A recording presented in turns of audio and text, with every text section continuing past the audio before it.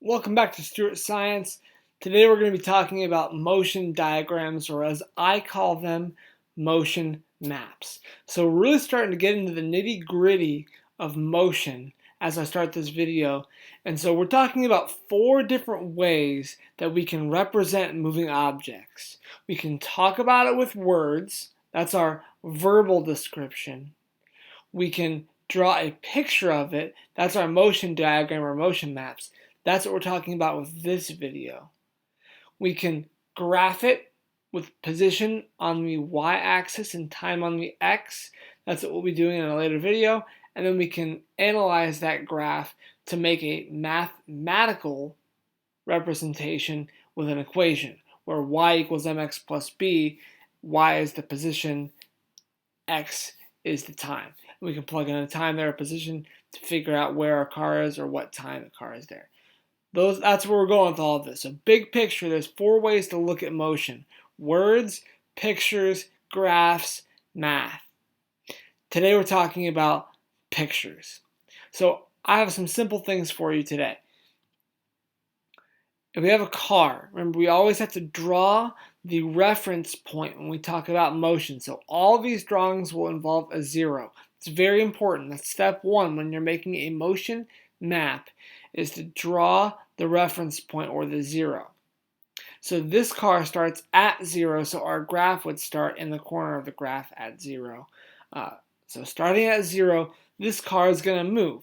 And what I'm going to do is I'm going to simulate like I'm taking a picture, like you have a camera that's taking a picture every so often. We'll say every half a second, or every 1 second, or every regular time it takes a picture. So there's the same amount of time between each picture. And so what you'll see here is that between each picture, the car moves the same distance.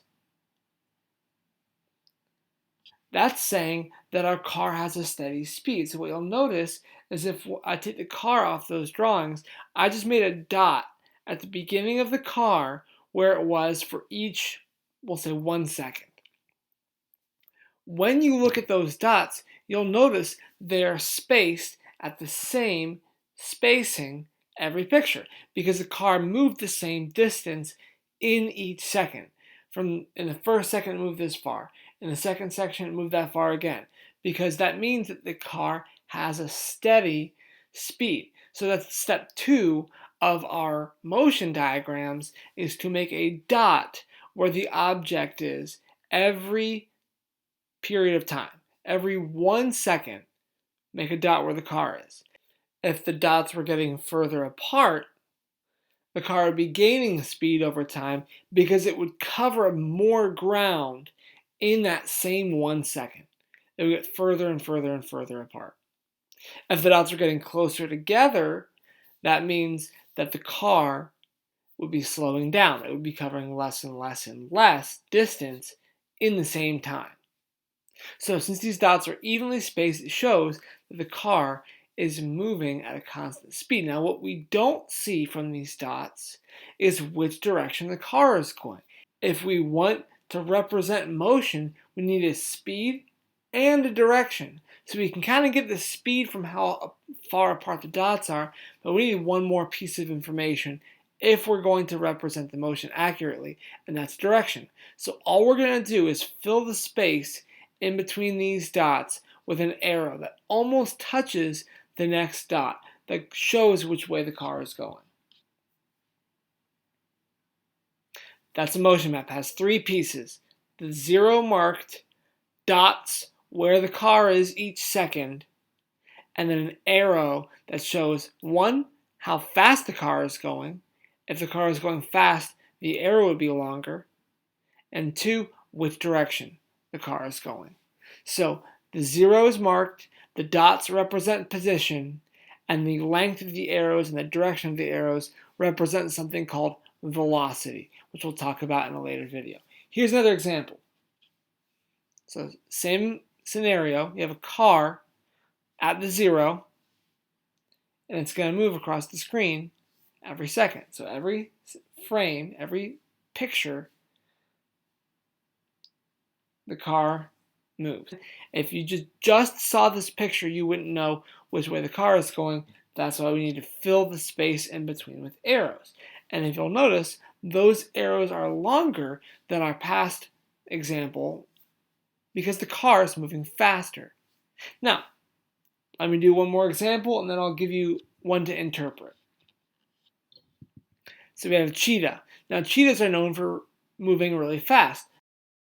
Because those dots are very close, that cheetah must be stalking its prey.